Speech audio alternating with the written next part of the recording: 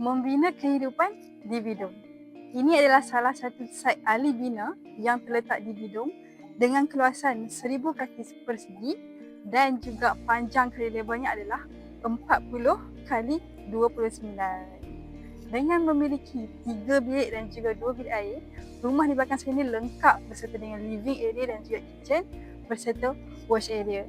Jika anda nampak di bahagian luar, rumah ini menggunakan konsep English modern di mana adanya sentuhan aksesori roof line yang kita gunakan, dan tuan rumah juga ada buat penambahan untuk bahagian awning. Untuk bahagian bumbung, kita menggunakan atap genting, dan di bahagian hadapan ini adanya slab yang didirikan, dan pintu utamanya adalah security door. Dengan desain yang dipilih, ini adalah pilihan tuan rumah. Jadi mari saya bawa anda sebagai tetamu pertama untuk rumah ini. Ruang pertama yang anda nampak adalah bahagian living area ataupun ruang tamu. Lengkap di bahagian sini berserta dengan shielding double layer berkayu, kipas dan juga lampu berserta dengan aksesori tingkap. Bahagian yang sangat luas, mari saya bawakan kepada anda untuk laluan di bahagian dapur. Rumah ini memiliki 3 bilik dan juga 2 bilik air. Sebelum saya bawa anda terus ke bahagian dapur, mari kita tunjukkan dulu bahagian master bedroom ataupun bilik yang pertama.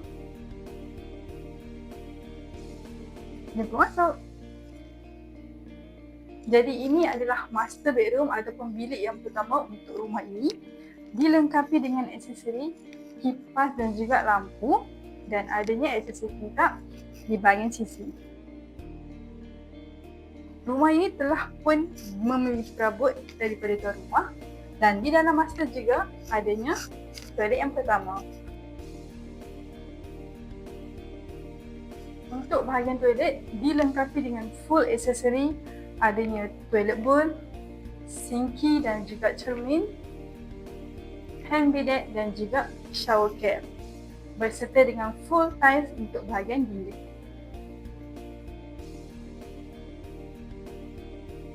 Bertentangan dengan master bedroom adalah bilik yang kedua. Jadi inilah bilik yang kedua, turut lengkap kipas berserta dengan lampu serta aksesori tingkap casement. Dalam bilik yang kedua juga memiliki toilet, dan inilah toilet yang kedua. Toilet kedua juga dilengkapi dengan full aksesori seperti toilet yang pertama, dan yang menariknya untuk bahagian toilet turut adanya sharing toilet di sini.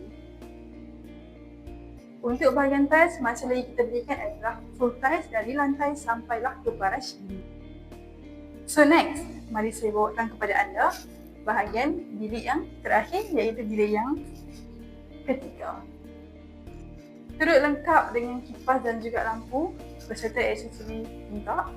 Untuk bahagian bilik yang ketiga, tuan rumah memilih warna kelabu untuk cat. Sekarang inilah ruang yang terakhir, iaitu bahagian dapur. Dapur yang sangat luas ini lengkap diberikan berserta dengan kipas dan juga lampu.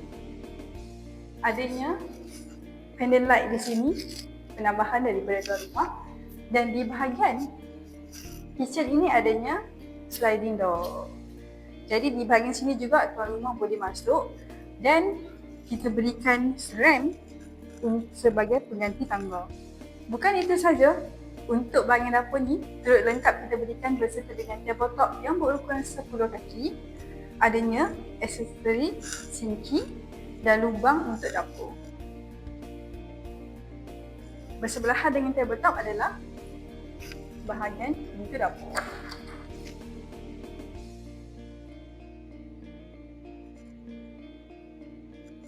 Bukan itu saja, di bahagian dapur ni juga kita berikan bahagian untuk wash area khas untuk meletakkan mesin basuh.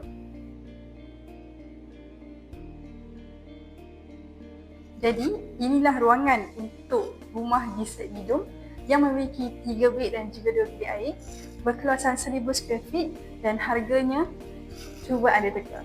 So kepada anda yang ingin membeli rumah bersama dengan ahli bina, kontak saja tim kita dengan menekan link di bio. Assalamualaikum dan Bye-bye.